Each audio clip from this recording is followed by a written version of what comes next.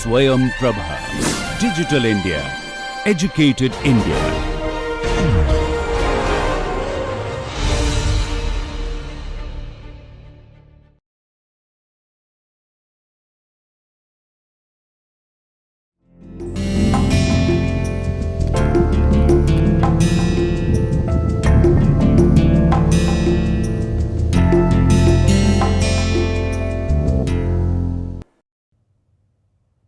Hello students, I welcome you to this lecture series on women's writing. So, before any discussion, let us consider these two words, women and writing. What do we understand by women? It is of course a class, a section of the society, one half the population of the world. And when we are talking about population, the other half consists of the male.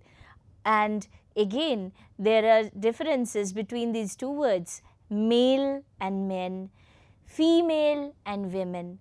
So, in order to understand what are these differences, we will need to go through the course and try to understand the nuances, the meanings, the interpretation of these words. As you can see, I am also using many words to signify only certain given concepts in the society. And these words comprise what we understand as language. When we use a sentence, when I am talking to you, you are the listeners right now, I am the speaker, I am using a language and I am expressing myself, my thoughts, and I am sharing it with you. You are the listener. You are understanding what are the meaning of the words I am speaking, and you are trying to decode it in your mind. So, there are multiple processes which are in progression one after the another in order to make this entire conversation possible, this entire transference of messages. So, the language has four kinds of expressions, that is the listening skill, the speaking skill, the reading skill and the writing skill. These kind of skills that we, again let me come back to one more important point, that there is a difference between talent and skills. Talent is something you have already and skill is something you develop by practice. So, language is not a talent, language is a skill that you learn right from your childhood. And women's writing, in this part, when you are focusing on the word writing, that is an aspect of language. It is something what we do, we write words, we write A, we write B, we write C, and then we rearrange them in certain ways. We can have a word called cab. This particular word has its own meaning. It will carry that weight of the meaning, it will deposit the meaning into the listener's mind. Whenever you are writing down these letters, these symbols, this is a symbol. When you are writing C, you are just making a movement with your pen. This is a symbol. This is a symbol for the sound S. This is a symbol for the sound A or A or A according to the usage. This is a symbol, the last letter in the word cab is a representation of the sound B. Whenever then therefore you are using written language, you are actually using symbols, you are using signs to represent sounds. Sounds which again comprise the meaningful structures in the language. When you create a sound and you create it in a particular way, it might give a meaning. Why I am saying might? Because if I say a word which does not have a meaning, then if I just write it like Trij, tridge, it does not have an English meaning, it is just a made up word. If I say tridge to you, you will not understand anything. It is not even an English word. It might have a meaning in another language, but definitely not in English. So, this particular arrangement of letters do not have a particular meaning in language. So, this written form also does not produce any meaning, but when you are talking about women's writing, we must try to understand there must be some difference with men's writing. And when you are talking about écriture féminine, that is women's writing, this is the first time this kind of phrase was used, écriture féminine. It was coined by the French philosopher Hélène Cixous. She wrote an essay in 1976 called The Laugh of the Medusa. In that particular essay, she uses the word écriture féminine, that women need to write. And when you read the essay, of course I will be sharing some excerpts in the upcoming lectures, you will see that these sentences are very abrupt, they are very sudden, they lack a kind of restraint, and whatever you associate with the structure of language, whatever you associate with the laws, the rules of the society, those are missing in this essay. This essay itself is kind of a revolt against the system of language that is being used. So, women's writing need to find its own voice, and we will study that in the upcoming sections. Because we have used this particular medium, writing, let us little bit proceed into the domain of language. What is language? Language is a purely human and non-instinctive method of communicating, because I already said that language is a skill, it is learned, it is not an instinct, it is not an innate behavior. A child must learn a language, it is not born with the language. Communicating ideas, emotions, desires by means of a system of voluntarily produced symbols. You cannot force a child to say ma or pa. The child will automatically understand the significance of these two words, ma and pa, and it will understand that whenever it is hungry, if it says ma, then food is given to it. So, these associations with the basic instincts of hunger, of tiredness, of the instinct of wanting to relieve itself, associates itself with particular sounds in the language. It will associate those meanings, will understand those meanings, and will try to use the language at its own level. So, these are not instinctive, they are skills that are learned. Now, patriarchy is again something which perpetuates itself through language. When given the first slide that we have talked about, that is écriture féminine, that is women's writing, goes beyond the language of patriarchy. Now, language, again, when we discuss, language is something which is non-instinctive. That means it is structured, it has method, and it is purposeful. Somebody has made it like that, and that somebody is the dominant power. The dominant power dominates the language of the land, and when you speak that language, you are actually perpetuating, you are actually contributing, you are establishing the rules, the norms, the cultures, the customs that are associated or that are embedded in the words and their meanings of the language. We will take these points, these threads, these opinions and ideas in the upcoming sections. Now, the word patriarchy, it comes from the Greek word patriarchia, which is again taken from another Greek root, patriarches, that means the ruling father. So, this word patriarch also has a ring with the Indian Sanskrit word pitri, which means father.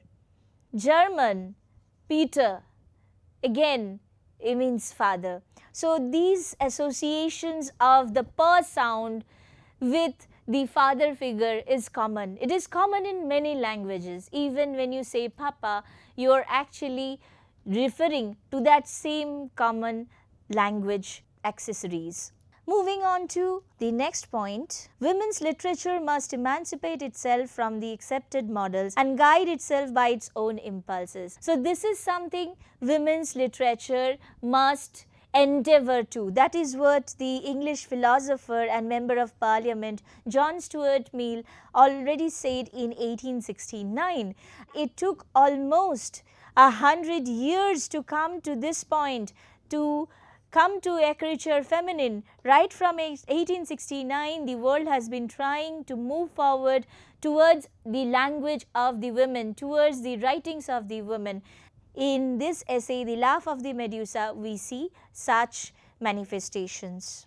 In this slide, you will find certain qualities, certain descriptions about women's writing. What do we understand by them? Literary and non-literary works. So it can be both having literary values, it can also be documents, it can also be historical facts, chronicles which comprise women's writing. Everything included in this section are testimonies to the lived experiences of women. It also creates a distinctness of women's mental experience. And on the other hand, the physical experience has also been assigned a separate domain. She can write her mind and her emotions, express her body with her own words. So these are two separate domains. We cannot confuse them with one another. These are to be treated separately. Delineate her relationships with the world outside the body. So what kind of experiences she is having inside the mind while her body is acting with the things which are outside, which comprise our environment, is a part of the work of the women authors.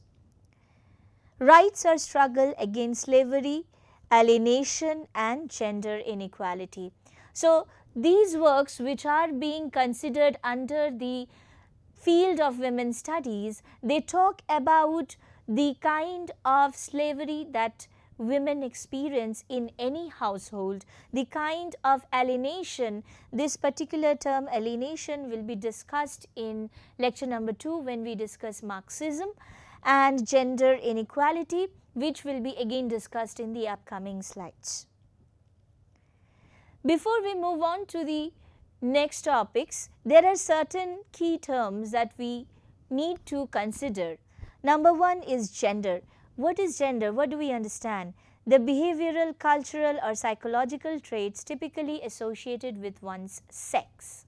Whenever you are understanding this word gender, when you are filling up a form for an exam or maybe booking a hotel, you are booking a flight, booking a ticket somewhere, you are always asked to tick on particular boxes, whether you are a male, whether you are female, you are a transgender and others.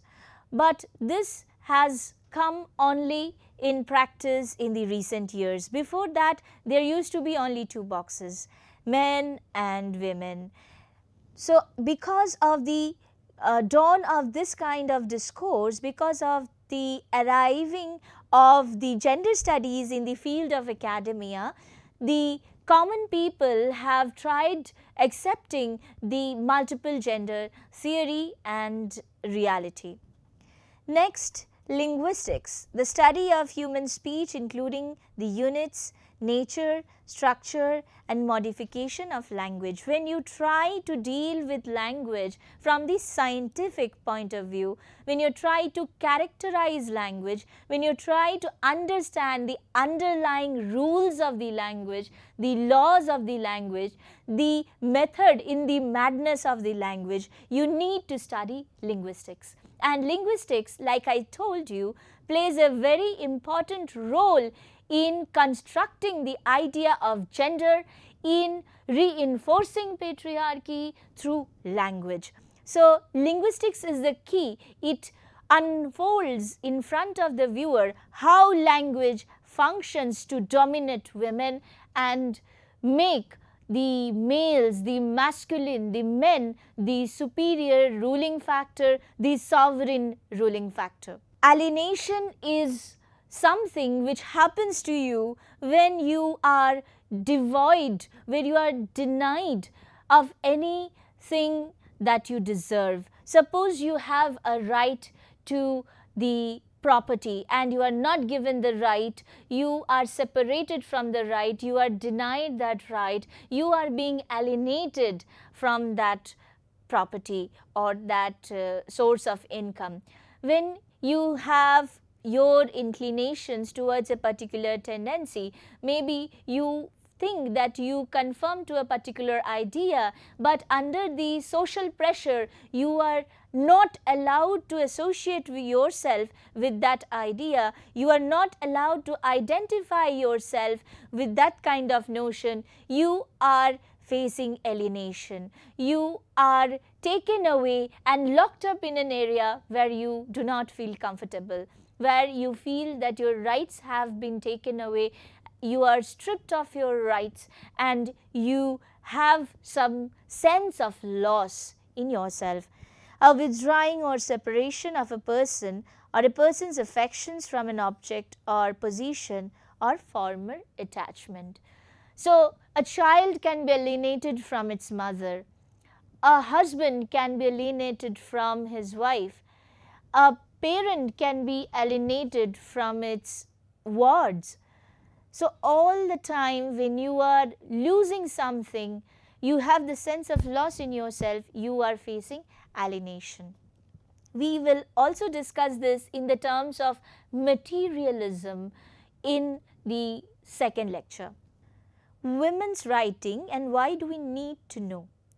Of course, when you are taking this course, you must have a purpose in mind, that it is not only to score marks, but also to make useful contribution, to make meaningful contribution in the society, that one must pursue a subject like women's writing. Awareness about the universal constant called change. So, if you consider history, women did not even have the right to vote.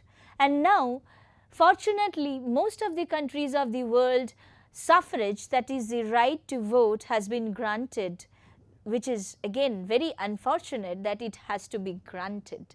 But it has been granted to women. Next, developing a critical view of the socio-cultural scenery with respect to women. When you think about the life of a woman, it is within a socio-cultural context, within the structure of the society, that you consider her. You cannot imagine a woman outside the social context, because then she will have no expectations to live up to. So, women's writing strictly study what is the condition of women within the rubrics of the society, within the system the patriarchy has created for her, that is the rule of the father has created for her. Understanding body, gender, performance with respect to women. So, again we will study this point in details in chapter number 3, where we will discuss the gender as performance and how the body takes part in that. That is also an aspect women's writing digs into. Becoming sensitive towards the possibilities of a separate kind of narration. What we have been reading so far, most of the literature has the tendency to victimize women, to show women characters as weak, to show women characters as vulnerable, as more emotional, less intellectual, and more into household works rather than decision-making positions in the society. So, that kind of reading has to be put out, and we need to encourage readers to read it from the women's perspective, that maybe that was the condition of the society which the women were trying to overcome, and to some extent has. Boosting familiarity with women-friendly interpretation and women's perspective. So, when you are boosting the familiarity, you are actually trying to understand these small factors which goes on to build the personality of women, and what kind of associations are harmful towards women and which ones are friendly, which one encourages her to take her position in the society and which factors discourages her from that and dehumanizes her, underestimates her, thinks her as merely a housewife or a caregiver or a breeding machine. This is a chart of the UNESCO Sustainable Development Goals. Let me tell you a little about it.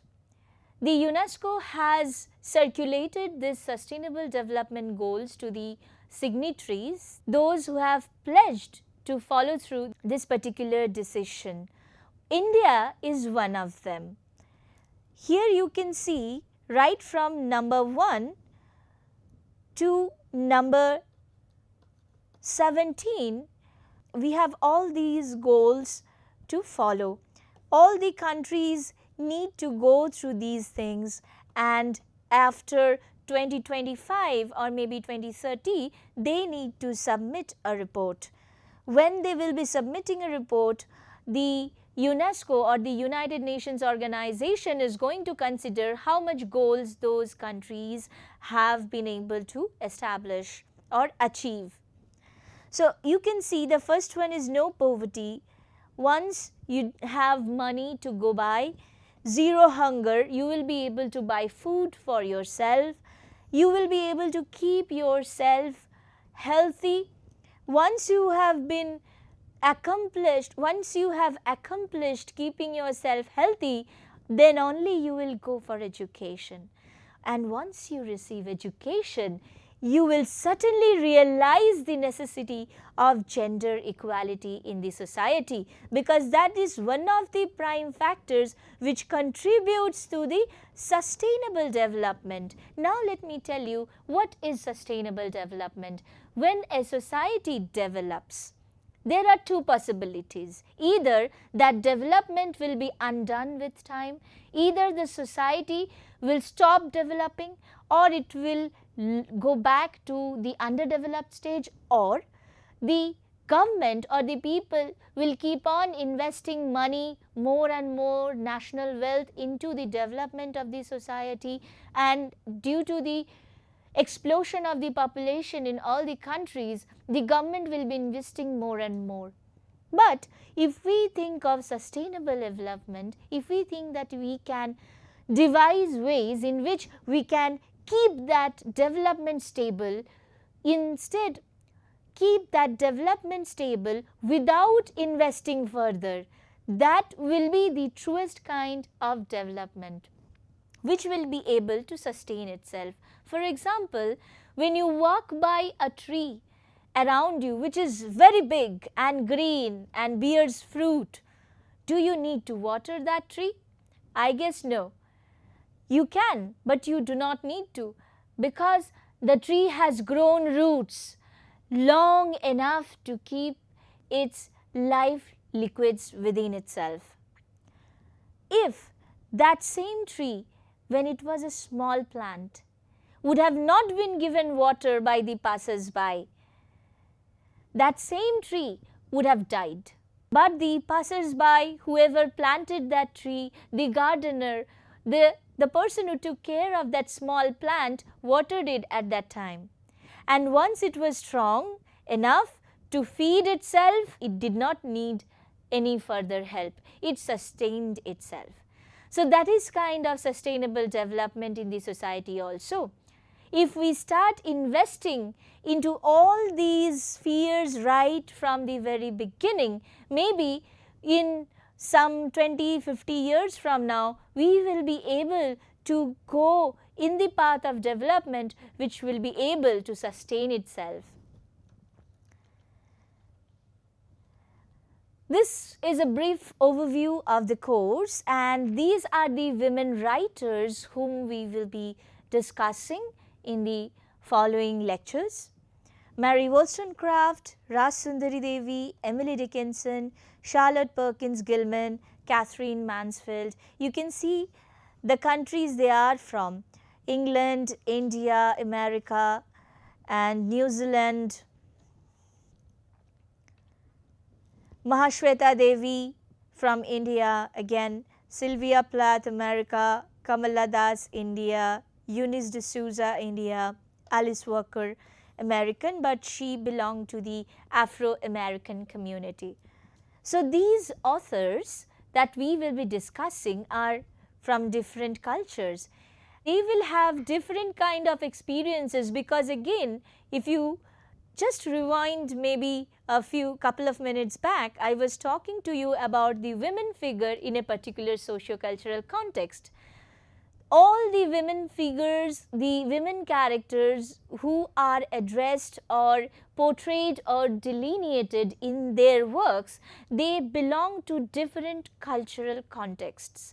And whenever this cultural context differs, you will see the kind of exploitation also differs, the kind of power position also differs, the kind of oppression, the kind of suppression, all differs. The only thing that stays constant is the dehumanizing of women, thinking of women as less than the human beings, which are thought as basically males. So you see, right from 1759 we have authors till 1944, Alice Walker, she's a Nobel laureate, she's still alive. You can watch her videos on YouTube and other websites. You can also listen to her on various social media platforms, read her new books.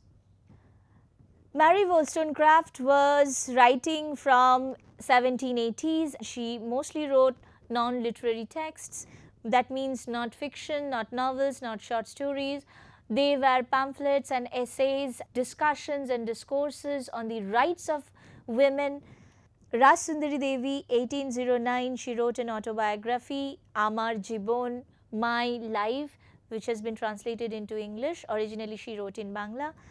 Emily Dickinson, she is a poet, she wrote poetry. She was an introvert and her poems were published way after her death, that is posthumous publication.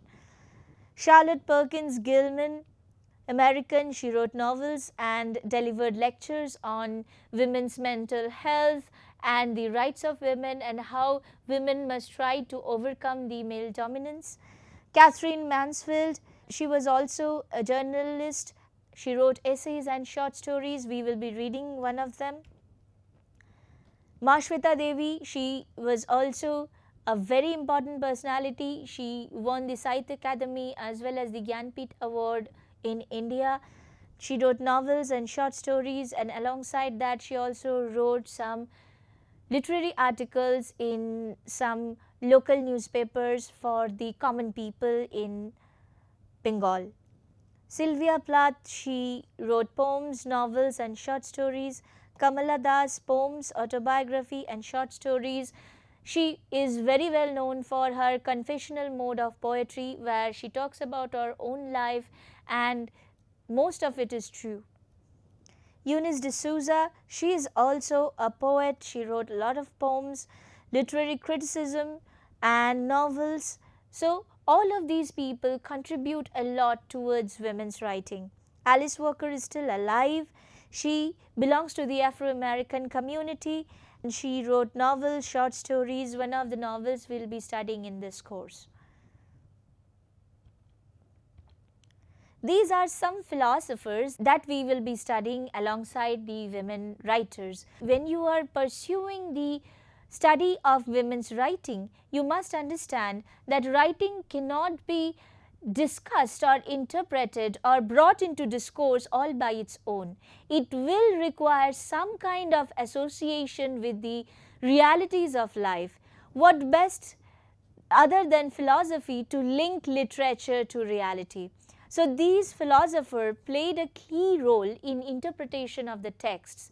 As we move on along the lecture series, you will see that these philosophers will play a key role in interpretation of the texts prescribed in your course. Mary Wollstonecraft talked about women's rights.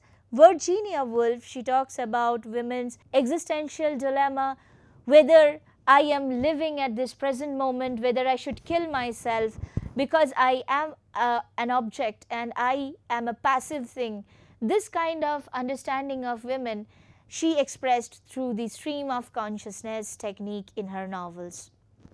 Simone de Beauvoir, Political and Economic Status of Women. We will be having a descriptive talk on Simone de Beauvoir and her book The Second Sex in one of the upcoming lectures, and she places women within the economic domain. Before this, we were mostly talking about socio-cultural positioning of women, where language places women in the social structure, that is the power structure, and also the cultural structure. But now Beauvoir, for the first time, she comes and says there is the angle of economy that you are not considering. And when she considered economy, the rest of the structure started making sense. So we will consider her writing very essential to the interpretation of women's writing. Kate Millett, Women's Sexuality and Mental Health. Kate Millett also wrote a book called Sexual Politics, where she talks about the male gaze and how the patriarchy uses certain ways of looking at female characters so that those point of views can be taken up by the patriarchy and distributed as the general point of views. She criticizes certain writers in that book, and we will also get to know about it in the upcoming lectures. This is another list of philosophers. Elaine Showalter, she talks about gynocriticism and she calls for the need of the language of women, that the language we use in day-to-day life is patriarchal, it only perpetuates patriarchy, and we need a separate language for women to ventilate her own lived experiences. Julia Kristeva, Birth of the Other, she talks about psychoanalytical realm and how the other, that is not the I, something outside the I, gets created with the help of language. Robin Lakoff, she was a linguist. She talked about the way women uses language. That will be a very interesting discussion in one of the upcoming lectures. Judith Butler. Judith Butler is a philosopher. She criticizes some top psychoanalysts, right from Freud to Lacan to Kristeva, and gives her own theory of gender and performance. This will also be taken up in following lectures. These are the names of the texts: A Vindication of the Rights of Women by Mary Wollstonecraft, Amar Gibbon by Rasundari Devi, I Cannot Live With You, I'm Wife, I Have Finished That by Emily Dickinson. These are poems. The Yellow Wallpaper is a short story. Bliss is a short story. Draupadi, again another short story. Daddy and Lady Lazarus by Sylvia Plath are two poems. An Introduction, My Grandmother's House are two poems by Kamala Das. Eunice D'Souza, Advice to Women and Bequest are again two poems. The last one is a novel by Alice Walker, that is The Color Purple.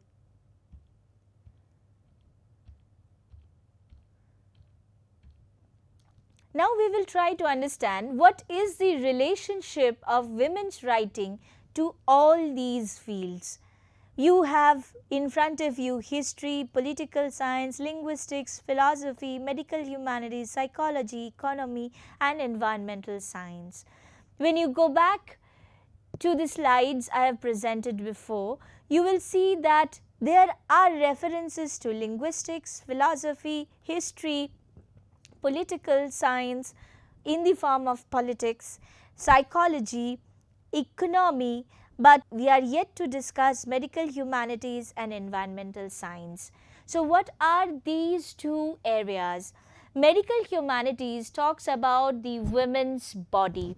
It talks about how the women's body, which has a uterus and two ovaries, becomes an object, one that receives the seed and one that is being acted upon. So when you want a child and you cannot bear it, you go for the practice of surrogacy.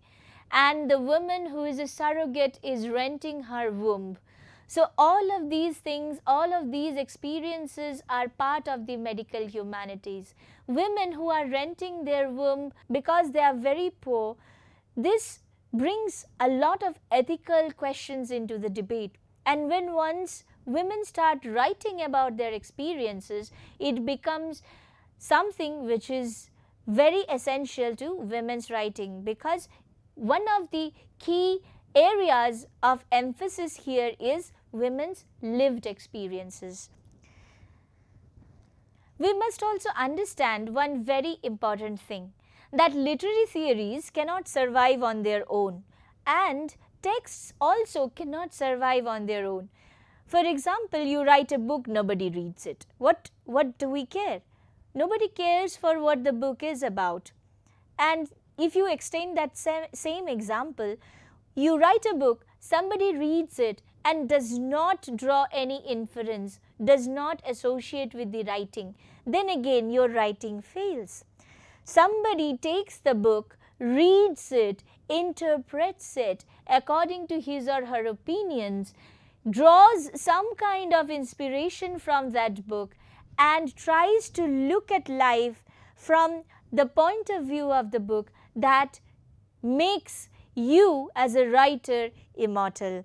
So in order to draw that inspiration, in order to make an association of the contents written in a book with the real world, you need something called the literary theories. The philosophers, they have all obviously tried to come forward with such literary theories.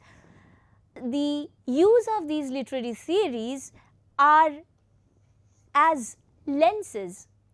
When you have a spectacle and it is tinted, suppose this spectacle has the red color glass. So whatever I'll be looking at here and there, everything is going to look red. So that is the lens of the literary theory. When you have a lens of patriarchy fitted to your spectacles, whatever you will be looking at, everything you will find patriarchal. What women's writing is trying to do is to remove the lens of patriarchy and put in the feminist lens, and or put in the female perspective and move on. When you read through that kind of spectacle, you will find all the necessary interpretations, all the relevant interpretations related to women's lived experiences. So here are a list of such literary theories that we will be discussing in the upcoming chapters. The last one is of most important value, hermeneutics. It originated as a biblical kind of word because the Bible was interpreted by many people in many ways. So the study of the interpretations of the Bible was considered as hermeneutics.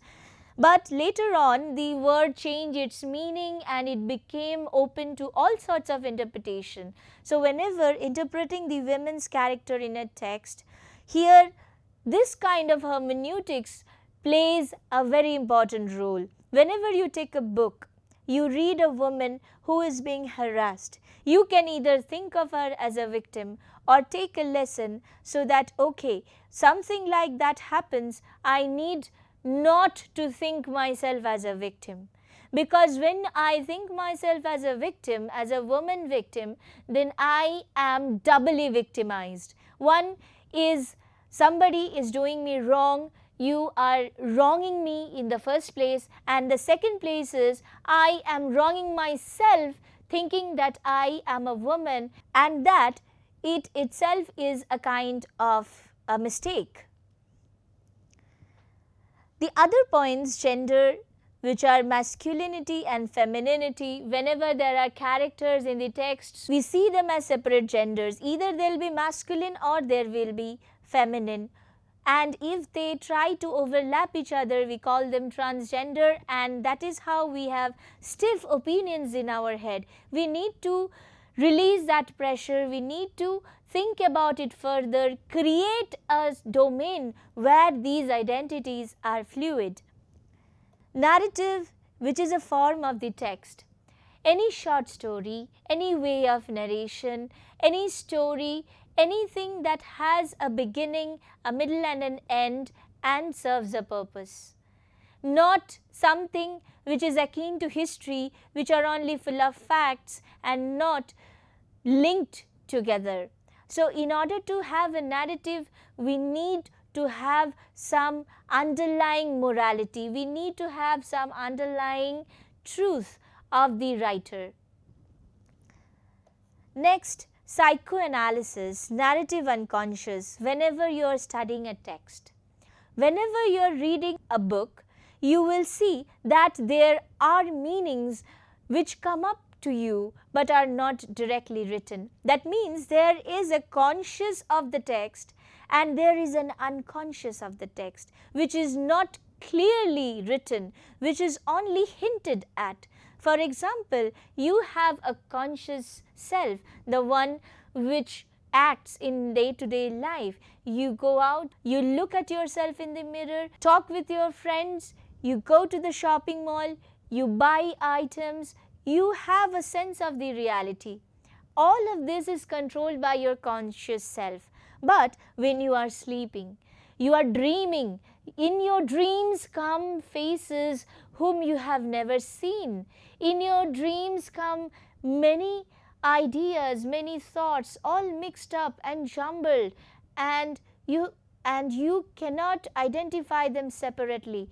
That is what the unconscious represents, because that is unstructured, that does not have logic, and that is something which is underlying the consciousness. You will not be able to retrieve it when you are sitting and thinking. It only comes to your mind when you are sleeping. So that unconscious is reflected in the textual unconscious also. So once you read women's writing, you need to be aware of the textual unconscious as well. Marxism, capitalism and alienation. These three terms are all related to economic principles of the society. They all relate to the birth of the capital. They are all related to the political activism present in many countries in the name of Marxism. They are related to the property and its rights, especially regards to women. So all of these things we will be studying in the upcoming sections.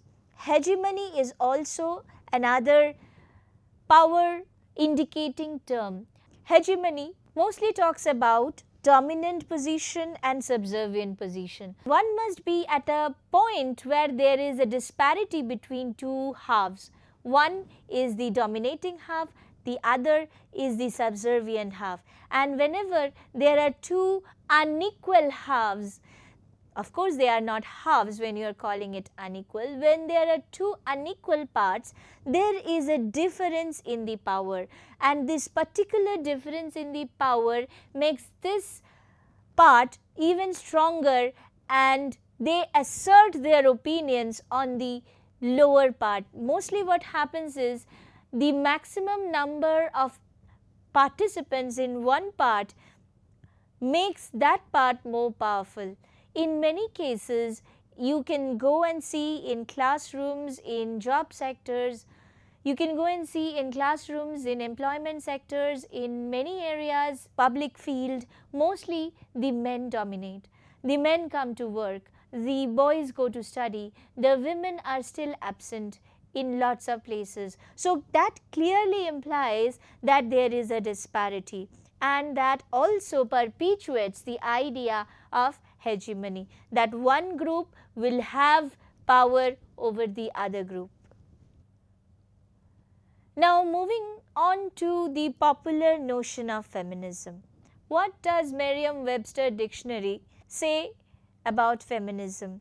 Belief in and advocacy of the political, economic and social equality of the sexes, expressed especially through organized activity on behalf of women's rights and interests. you will not find this kind of definition very meaningful. In order to understand feminism in all its true colors, you will need to dive deeper than reading words like this. This is for the common understanding, but once you are into women's writing, you must also have an understanding of feminism as a movement, as women who fought for women's rights. But every revolution like that also has its pitfalls. We will also be discussing about those in the upcoming sections and lectures. So feminism came in waves. First wave from 19th to 20th century, and that was for the right to vote. Second wave in the 1960s for the legal and social equality. Third wave in the 1992, individuality and diversity. And fourth wave in 2012, using social media to battle women's expression. So these are the causes that helped the feminism, the movement called feminism, to take air, to trap air and move forward into the ocean of literature and acceptance in the society. These are called the waves because whenever you go to a seashore, you go to an ocean and you see waves coming one after the other. They are not simply movements, they are repeated movements, one following the other. One is rising and one is disappearing slowly. And that disappearance is again giving value, adding value and mass and volume to the wave that is coming after it. So it is not merely disappearing, it is also getting engulfed into the second wave or the upcoming wave. So the first wave, when they were going, the women were going out into the public asking for a vote, this kind of movement inspired other women from other places, from the future, that is the 1960s, to call for legal and social equality. So when I go to the court of law, I must not be treated as a woman. I must also get the same kind of treatment like that of a man. Individuality and diversity. So women in the third wave claimed for individuality. When they were being treated like a man, it was very evident that there are certain biological limitations for women. They will not be able to work like that of a man given the physical differences. They will be taking leaves because of the maternity. They will be taking leaves because of the menstrual cycle. These are very natural. And if a person goes and says that no, I do not need leave for these, they are only creating a misconception about women. In general, one can be an exception, but if you are trying to make an example, that is a mistake. Because every other woman may not be able to follow you and you are actually wronging them. This is actually an upcoming wave, the fourth wave. It started after the boom of the social media. On Twitter, on Facebook, on WhatsApp, on Instagram, women started making more and more appearances. Some closeted people of different genders came out and expressed themselves upfront. So all of these started happening only when people became a part, people's reality, the virtual reality became a part of people's reality. Simone de Beauvoir, the second sex, Beauvoir claims that one is not born a woman, one becomes one. When you are born just a child. But the society around you makes you feel that you are not only a child, but you are a part of the social structure. And you need to act in a certain way which is in accordance to the sex assigned to you at birth. So if you are born a baby girl, you will be kept indoors, you will not be allowed to go to play, you will not be allowed to go to school, you will not be allowed to choose your life partner, you will not be allowed right to property. That was once the case. So all of these factors make up what we understand as women.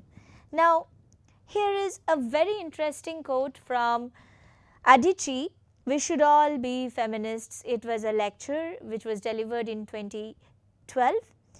Feminists are women who are unhappy because they cannot find a husband. That word is heavy with baggage, negative baggage. So this is something which journalists told Adichie, because Adichie was identified, Adichie is a poet, she is an African poet, and she was identified as a feminist. Her works, her novels, her poems, everybody started thinking she's a feminist. And some random stranger, a random journalist came up to her and said that, okay, you are a feminist, but you see what feminists are. They are unhappy women who cannot find a husband. The word is heavy with baggage, negative baggage. So if you call somebody feminist, that person becomes confined into an idea. What kind of idea is that? You hate men, you hate bras, you hate African culture, you think women should always be in charge, you don't wear makeup, you don't shave, you are always angry, you don't have a sense of humor, you do not use deodorant. So these are all perspectives which men have regarding feminism. And that is why feminism is suffering in today's world, because a feminist needs to be a person who conforms to their idea of a person who is always angry, a female person who is unhappy, who does not have a boyfriend or a husband, who does not have any close associations with people of the opposite sex, which does not use bras or deodorants which are essential for the comfort of the women. They consider this as something which society has forced upon themselves. So all this add to the negative baggage of the word feminism. That is why feminism is failing. What is rising is women's writing. So instead of trying to make an image of the female, an image of the feminine, we must strive towards understanding the experiences, the emotions. So women's writing and feminism, let us try to understand the distinctness of the two areas. First of all, it is an act of writing. Feminism is a movement, of course. You will see it is a movement for the rights, various kind of social, cultural, political, legal rights. But women's writing is itself the act of writing to begin with. Women's writing is to embody, to give a body to a spirit. The spirit which is inside the woman's body, it is expressed through writing. It is not shouted at, it is not sloganed in rallies, rather it is written and distributed. So nobody is saying it aloud, rather they are writing it, making a permanent record out of it, trying to spread the word through as many people as possible, to as many people as possible. Nextly, a body of work and not a dedicated discipline. This we must understand, that women's writing is, of course, it is a body of work, and you consider a discipline a different thing, where there will always be a question, a focus point. For example, economy deals with money, social sciences deals with society, history deals with facts of the past. So women's studies do not have that kind of focus, it does not have a kind of question area. It is an area where all women from all around the world can keep their opinions and share their experiences. It is rather an inclusive field instead of an exclusive one. Now, feminism, on the other hand, is the movement for rights. There are various distinctions between feminism. Maybe black feminism, there can be white feminism, Indian feminism, European feminism. Everywhere feminism has its different expressions. So it is more exclusive than inclusive. The black feminists will disagree with white feminists at certain points. The Indian feminists will disagree with the European feminists at certain point. This is inclusive and that one is exclusive. This is a list of books that you can read in order to understand this lecture in a better way. We will be discussing most of the terms that we have used in the upcoming sections. We will be discussing the texts, and I hope that from these references you will draw ample insight and praxis of interpretations. Thank you very much. See you in the next lecture.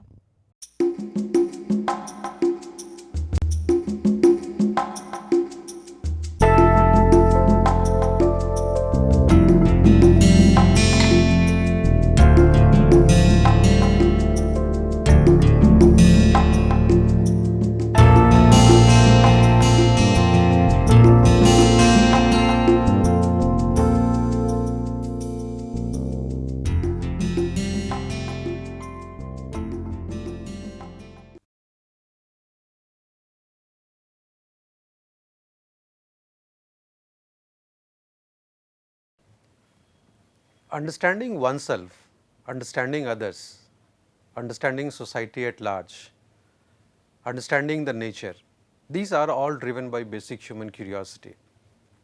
We would all love to understand why things happen, what happens, what is the final outcome, why certain things fail.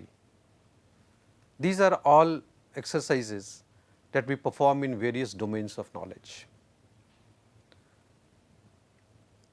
Therefore, knowledge in various domains, you would realize they are actually social artifacts. They have to be rooted into historical perspective, they have to be culturally salient, and there would be socio-political reasons behind this. Whether you talk with respect to engineering sciences, whether you talk with respect to physical sciences, biological sciences, social sciences, that is the reason why humanities and social sciences should be understood by all of us. The knowledge that is segregated, that is divided with respect to areas, specializations, all of them needs to be understood in its context. And what provides the context? It is the social reality. How do you correlate knowledge in a given domain with the cultural reality, with the social reality, with the socio-political compulsions? Okay, how do you understand the law of nature, okay, in its totality? And for doing that, you require the understanding of humanities and social sciences. Say for instance, if you are trying to understand the effect of a particular bacteria, a virus, any microbe, how it affects behavior, how it affects the organism, human being, you start looking at it from a pure biological point of view. If you are trying to look at a particular type of a wavelength, say for example, you are emphasizing on the understanding of the effect of radiation on human life, you are looking at things from a physical point of view. You are looking at the corresponding changes inside the body, you are looking at the physiological side of the understanding of the information. You are trying to understand why, despite knowing the risk that is inbuilt in the process, why still human beings engage into it. You are looking at it from a pure behavioral point of view. Why society at large admire things which has full of risk. You are trying to understand things from a pure sociological point of view. Why people use particular set of words to explain those experiences. You are trying to understand things from the linguistic point of view. So, there are a whole lot of things, and then finally you try to combine all of them to say that what are the guiding principles in life. Then you say you are looking at life, you are looking at humanity from a pure philosophical point of view. And this is what social sciences courses provide you. They provide the context to you in which you would be finally positioning the understanding of the knowledge in any given domain. It could be engineering, it could be sciences, it could be medical sciences, it could be social sciences stuff, it could be humanities stuff. So, contextualizing the knowledge is what humanities social science courses help you obtain.